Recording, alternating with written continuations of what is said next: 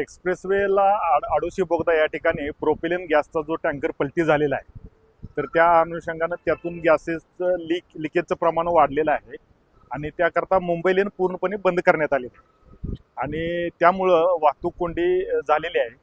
तर पुणा लेनची जी बाजू आहे ते पूर्ण खालापूर टोल प्लाझा इथपर्यंत वाहतूक कोंडी गेलेली आहे. जी पुण्याची बाजू आहे तर ती पूर्णपणे 10 ते 12 किलोमीटर लांब गेलेली आहे वाहतूक कोंडी.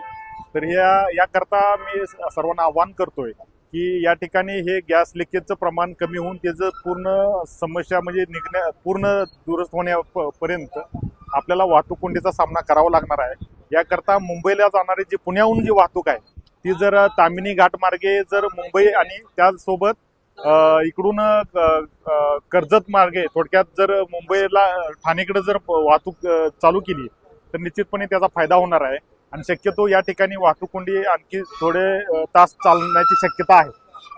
NDRF टीम आणि त्यानंतर इथं जे अपघातग्रस्तांच्या मदतीसाठी जी टीम आणि त्यासोबत BPCL टीम, हे तिन्ही टीम या ठिकाणी कार्यरत आहेत. त्यांच्याकडनं शर्थीचे प्रयत्न चालू आहेत. लवकरात लवकर याचं समस्या सुटू शकेल अशी अपेक्षा व्यक्त करतो.